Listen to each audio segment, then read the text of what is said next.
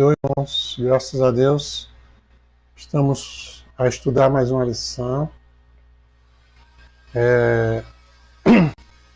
A lição 6 e 7, que nos fala sobre como conversar com Deus e como vencer as tentações. Interessante, né? Esses dois assuntos são ligados entre si.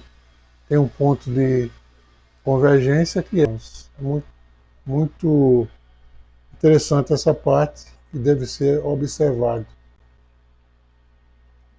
Nessa lição 6, vamos conversar com Deus, nós temos um textuário que eu achei interessante, um texto básico, né? Pedi e dá-se-vos-á, buscai e achareis, batei e abri-se-vos-á.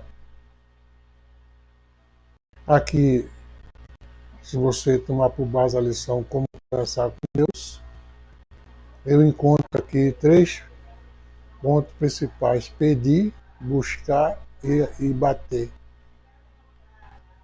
Pedir, buscar e bater. Então são 3 verbos, né? E verbo sempre é alguma coisa que exprime uma ação ou um estado, né? Pedir, eu peço, tu pede. Buscar, eu busco, tu busca. Bater, eu bato, tu bate. Mas não é sobre verbo que nós vamos falar sobre essas 3 palavras: pedir, buscar e bater, que você pode pedir e não buscar e não insistir. Né? Você vai pedir uma coisa, você tem que ter persistência de buscar e de bater na porta para conseguir aquilo que você quer. Eu achei interessante essa colocação, porque ela está presa a como conversar com Deus. Você pode conversar com Deus pedindo, buscando e batendo. Né? Mas nós temos aqui nessa lição uma coisa interessante, que é a colocação que ele faz sobre a oração. O que é oração? Que ele diz aqui em Romanos 8,15, eu achei interessante, porque ele diz que Romanos 8,15 nos diz que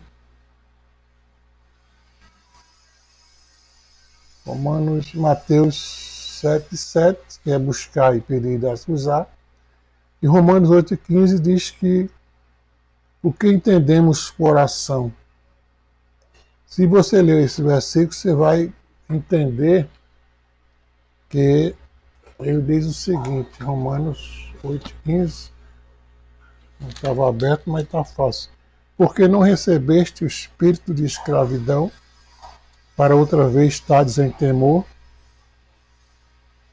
mas recebeste o espírito de adoção de filhos, pelo qual clamamos Abba Pai. Veja que colocação. Só aqui nós podemos entender o completo do que é uma verdadeira oração, como falar com Deus. Separei só esse versículo, ele diz que não recebeste o espírito de temor, não recebeste o espírito de escravidão, para outra vez estades em temor, mas recebeste o espírito de adoção de filhos. Diferente. O espírito que você tem agora, que você passou da morte para a vida, como Jesus Cristo disse lá a Nicodemos, que é necessário nascer de novo. Quando você nasce de novo, você se torna um filho daquela nova família. Quando você nasceu de novo como filho do reino, você pertence agora a uma outra família, você tem um outro pai. Você tem um pai carnal, mas agora você já não vive mais carnalmente, como Paulo disse, não sou eu que vivo, mas que o Espírito vive em mim. Ele está dizendo que agora ele pertence a um outro lado, né? Quando o crente reconhece que ele não é mais ele, mas ele vive agora em Deus, ele está vivendo não naquele espírito de escravidão, mas de temor, de medo. Esse temor aqui não é respeito, é medo mesmo. Mas está vivendo debaixo do espírito de adoção de filhos, que chama. Então ele tem agora o direito de chamar Deus de Pai. Quando ele chama Deus de Pai, ele vai entender o que é uma oração. Porque Jesus Cristo disse: Pai, eu te dou graças porque tu sempre me ouves, porque eu estou sempre fazendo a tua vontade. Um dos segredos da oração ser ouvida. Uma coisa é você orar, outra coisa é a oração ser ouvida e respondida. Ouvida ela é, mas respondida é outra coisa. Mas o principal que leva Deus a responder a oração é a comunhão que você tem com Ele. Quando você reconhece que Deus é seu Pai, você tem então o direito, a liberdade, melhor dizendo, de chegar para Deus e chamar Ele de Pai. Isso é muito importante. Isso, quando você chega diante do seu patrão e diz: eu quero 10 reais, ele pode dar ou não, porque ele não tem nenhuma obrigação com você, a não ser aquela obrigação de trabalhador e empregado. Mas quando você chega em casa que você diz: pai, eu queria 10 reais, ali já existe uma intimidade entre você e seu pai, que ele não vai negar aqueles 10 reais, porque ele não é seu patrão, mas ele é seu pai. Existe uma outra intimidade. Então existe uma diferença entre você pedir alguma coisa a um estranho, mesmo que seja um conhecido, e você pedir a alguém que você tem intimidade, da família. A oração, que a oração é intimidade com Deus. Pedir e dar-se-vos-á, bater e abrir-se-á. Aí nós temos aqui na nossa... Pode ser também, oração pode ser uma petição, né, que é a mesma coisa que pedir com mais insistência. Acima de tudo, a oração é uma forma de comunhão, de intimidade. A oração é mais do que uma esmola, é um estranho, é uma comunhão que você tem entre pessoas. Né? Pedir, até um cego pede uma esmola na rua, um mendigo pede uma esmola na rua. Pedir, você pode pedir a qualquer pessoa. Mas pedir de pai para filho é diferente de você pedir uma esmola na rua. Você pedir uma coisa a um pai, você não está pedindo por favor, nem você está pedindo porque você tem intimidade com ele. Né? Quando então,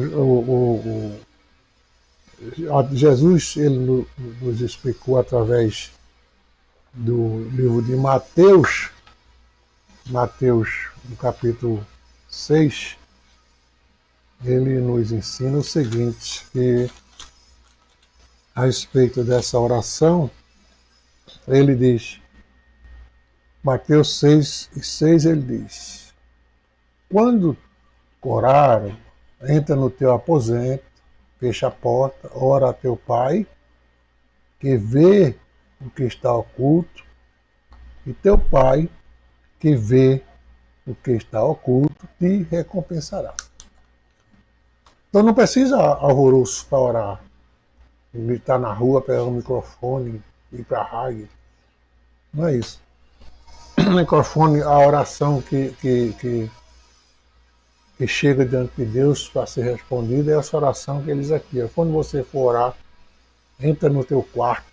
Se não tiver um quarto, entra em qualquer canto aí. E você fecha a porta, ora a teu pai. Veja bem que ele direcionou a oração, ora a teu pai. Né? Este que te vê, e o teu pai que vê te recompensará.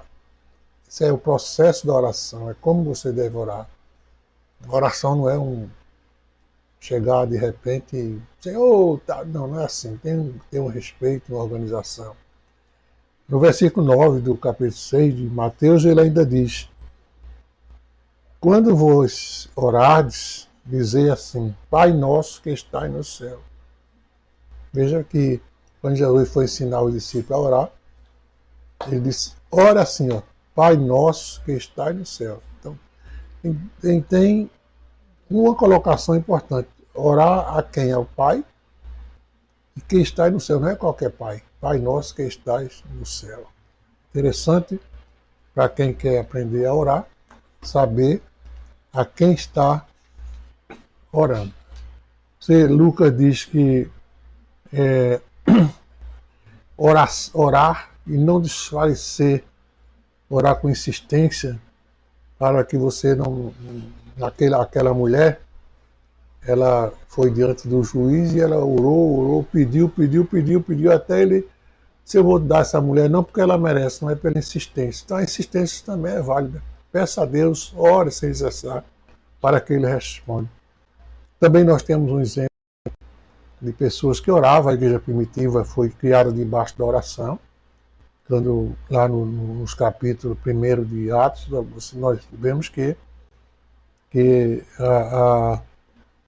a igreja ali no capítulo 1 e 14, capítulo 2, 42, a igreja orava insistentemente, né, esperando a promessa de Jesus, de que esperasse ali em Jerusalém até que do alto fosse revestido de poder. E eles não ficaram lá brincando, pulando, não, mas ficaram orando insistentemente ali, louvando ao Senhor, né, com oração e súplicas. Outra coisa importante que nós temos aqui na oração é que a oração tem uma ordem. E no capítulo 16 e 23 de João, nós encontramos essa ordem. Eu vou ler aqui para a nossa meditação, para nosso ponto de apoio, 16 e 23 de João, que diz: naquele dia nada me perguntareis. Na verdade, eu vos digo que tudo quanto pedides a meu Pai em meu nome, ele vos dará. Veja que existe uma sequência. Ele diz que naquele dia nada me perguntareis, porque tudo que pedirdes ao meu Pai em meu nome, eu vos darei. Então veja só, ele está dizendo aqui, pedir a quem? Ao Pai. Agora, pedir em nome de quem? Em nome de Jesus. E quem vai ajudar a pedir isso é o Espírito Santo, que intercede por nós, segundo a Bíblia, e nos gemidos inexprimíveis, conforme está lá em Romanos 8, 26, o Espírito Santo ele intercede por nós, ele ora por nós, ele sente por nós diante de Deus. Então a oração ela tem uma sequência, você está orando ao Pai, está orando em nome de Jesus e está orando pela direção do Espírito Santo. Porque a Bíblia diz que a gente não sabe nem pedir, mas o Espírito Santo, ele nos concede o direcionamento, ele nos ensina, nos ajuda a colocar fervor no coração para que a nossa oração chegue diante de Deus. Então, a oração é saber pedir. Por exemplo, eu vou orar, aí eu oro: Senhor, abençoa minha casa, meus filhos, te peço por o fulano que está enfermo. Aí eu digo: eu te peço, Senhor, em nome do Pai, do Filho e do Espírito Santo. Você pediu a quem, então, finalmente? Eu te peço em nome do Pai, do Filho e do Espírito Santo. Se você está pedindo ao Pai, aí você está pedindo em nome do Pai. Se você já está pedindo ao Pai, não tem nada de pedir em nome do Pai. O Pai é o receptor, é a pessoa que vai receber a sua oração e responder ou não, dependendo do análise, do critério que ele fizer, aí, etc e tal. Mas a oração, quando você vai procurar um emprego, uma firma, a firma diz: eu preciso de um representante, preciso de uma pessoa que seja o seu fiador. Então você leva o nome de uma pessoa sua, um parente, um deputado, um amigo, sei lá quem for. Aí você chega naquela firma e diz: quem mandou você aqui? Aí você diz, eu vim em nome de João. Então, João é uma pessoa que tem intimidade com aquela outra que vai ser o seu empregador. Você não tem muita influência ali, não é nem conhecido. Mas João, que você usou o nome dele, ele é conhecido. Então João vai servir de ponte entre você e o seu empregador. Então, se você disser, eu vim pedir um emprego em nome dessa firma, não adiantou nada. Mas se você disser, eu vim pedir em nome de João, e João for uma pessoa autorizada por aquela firma, um reconhecido, um amigo, aí sim, você vai ser atendido. Por isso que quando você ora em nome do Pai, do Filho e do Espírito Santo, você orou em nome de ninguém. Não tem sentido essa oração. Mas a Bíblia diz assim, quando orar tudo que pedis ao Pai em meu nome, né, isso ele fará. Aí você diz, eu estou pedindo, Senhor, uma ajuda que abençoe tal pessoa em nome de Jesus. Aí sim, agora você já não, você sai de lado e deixa Jesus interceder por você junto ao Pai para que a sua oração seja aceita diante do Pai. Jesus está dizendo agora, Pai, eu conheço esse irmão, essa pessoa aqui. O que ele está pedindo faz sentido. Abençoe ele, ajude ele. Jesus está intercedendo por você, porque você está pedindo em nome de Jesus. E quem está lhe direcionando para pedir é o Espírito Santo que está em você, e o Espírito Santo está na igreja. Então não se pode pedir uma coisa em nome do Pai, do Filho e do Espírito Santo. Não existe isso. Certo? A não ser o batismo nas águas, mesmo assim o batismo é em nome de Jesus. Então a sequência é Pai, Filho e Espírito Santo. Tá certo? Então essa é a primeira parte da oração, da lição 6, que a última parte da lição ela diz que sobre o poder da oração. A oração realmente tem poder ou não? O poder da oração, ele não está na oração que você faz. Você pode, Jesus disse que quando orar, não adianta ficar repetindo aquilo 200 vezes, Senhor, eu quero. Não é. Veja bem, parece uma coisa contrária. Em algum lugar ele diz, peça com insistência. Mas no outro canto ele diz assim, não adianta ficar pedindo, repetindo as mesmas palavras. Porque não é feito você ter um Ave Maria, Maria cheia de graça, aí começa de novo, a Maria cheia de graça, começa de novo, a Maria cheia de graça. Isso aí não é isso. É isso que ele está dizendo que não faz sentido. Você, por exemplo, Senhor, eu peço que abençoe João, eu peço que abençoe João, eu peço que abençoe João. Pô, o Senhor não é cego, não é surdo. Quando você começa a repetir uma oração, só porque você quer ganhar tempo, quer passar tempo orando, aquilo perdeu o sentido. Você não tem mais sentimento aquela sua oração. O que chega diante de Deus não é a quantidade de voz, mas o que chega diante de Deus é o sentimento ao orar. Né? Se você está orando com sentimento, aquilo chega diante de Deus. Mas se você está orando só porque precisa ganhar tempo, então não tem muita vantagem. Então, o poder da oração não está na quantidade de palavras, não está na sua força, na altura da sua voz. O poder da oração está na comunhão que você tem com Deus. Se você tiver comunhão nenhuma, não tiver uma responsabilidade nenhuma com Deus, não pedir pelo lado certo em nome de Jesus, certamente você tem uma possibilidade muito grande de não ser respondida a sua oração. Por isso, o poder da oração existe, mas é condicional a um monte de fatores que não é questão de você dizer eu sou santo, Deus vai me ouvir. Não existe isso.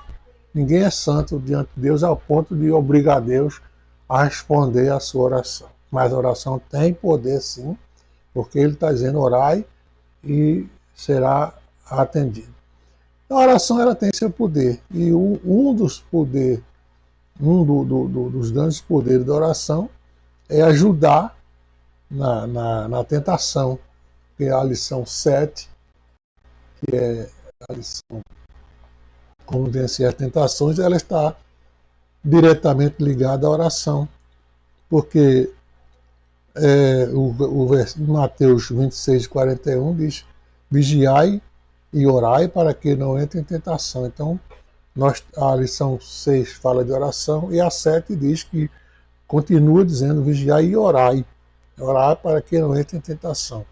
Então, por causa, a maior fator da tentação da tentação é a fraqueza da carne. A tentação, geralmente a tentação é como se fosse um teste. A gente já viu na vida de Jó, na vida de muitos outros que foram provados através de teste, né? Você tem na vida de Jó a aprovação, que muitas vezes tem até uma autorização de Deus para ver os limites de nossa fé, o limite de nossa força. Mas nós sabemos que Deus não dá além de nossas forças. Ele deixa que o inimigo nos tente, mas não deixa que o inimigo arranque pedaços de nós, né? O ponto fraco da nossa vida é a carne. Desejos carnais são a coisa mais importante. Apesar que quando se diz desejo carnal, não quer dizer somente sexo. Não é? A carne não é só sexo. Então, desejos carnais são desejos provenientes da carne, a cobiça dos olhos, a cobiça de você querer roubar o que é dos outros, ter o que é dos outros, e ter inveja. Tudo isso são desejos que estão do lado da carne, né? E são tentações que nos levam a nos afastar de Deus, mas que através da oração a gente pode vencer. Então, nós encontramos que o amor às coisas mundanas são coisas que a tentação é uma constante, né? A tentação é uma constante na vida do crente. O crente sem tentação, ele não está bom, ele só está bom quando está tentado, porque ele é levado mais a orar. Mas o crente fiel está sempre passando por provações. Quando ele está... Interessante é quando você é um crente direito, e você olha para um lado e para o outro e não vê nenhuma tentação, você fica até com medo de, mas tem alguma coisa errada aí. Eu vou ter cuidado, que diz que quando o inimigo está calado, ele está apontando a flecha para algum lugar.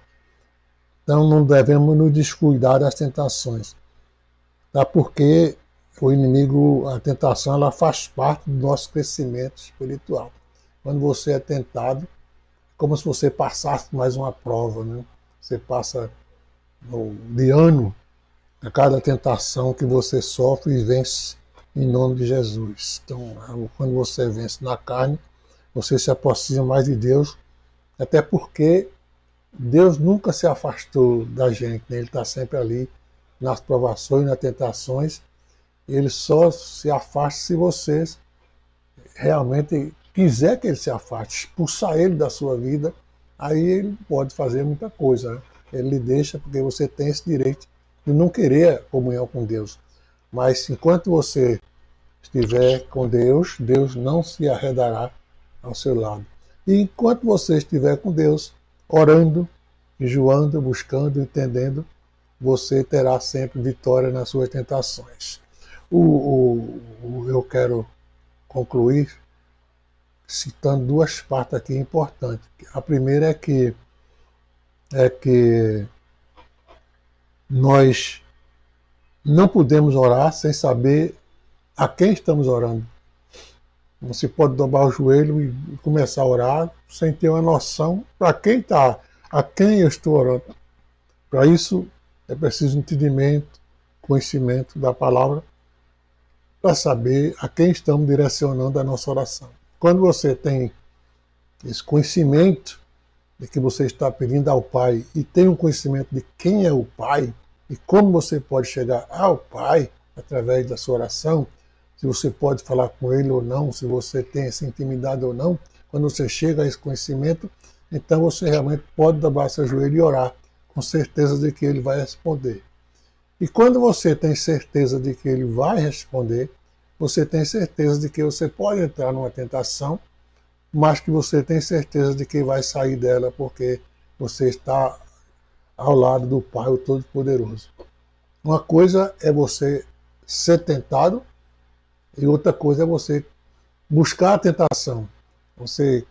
Quando você é tentado, você tem Deus ao lado para lhe dar a vitória. Mas quando você busca a tentação, que é outro assunto, você é preciso dobrar seus esforços para sair, porque foi você que se ofereceu para ser tentado. É uma coisa importante, isso requer um conhecimento maior.